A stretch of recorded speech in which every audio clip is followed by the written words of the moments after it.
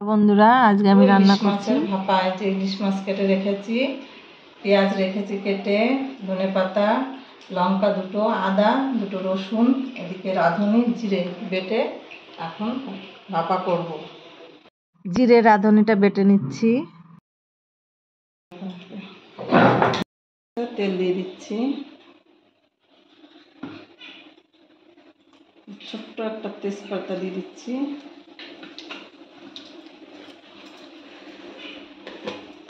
ফোড়নে যাবে কালো জিরে দিয়ে দিলাম,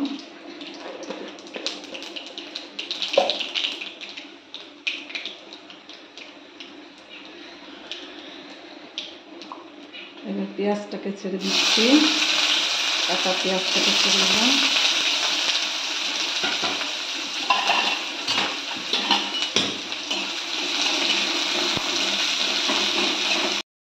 লবণ দিয়ে দিচ্ছি, হলুদ দিয়ে দিলাম পরিমাণ মতন,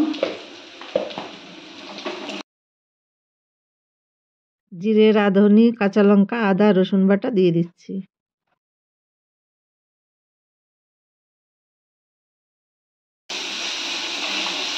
সামান্য লঙ্কার গুঁড়ো দিয়ে দিচ্ছি,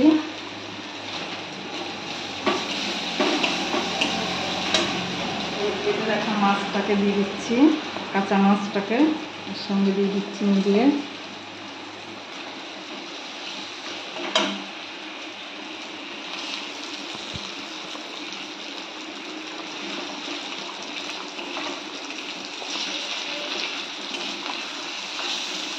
বাবা, বড় মার ইলিশ মাছের ভাপা খেতে কিন্তু খুব সুন্দর। তোমরা বাড়িতে বানিয়ে খেয়ে দেখবে।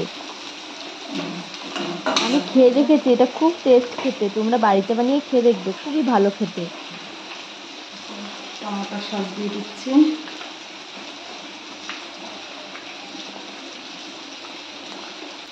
ধনেপাতা দিয়ে দিলাম উপর দিয়ে,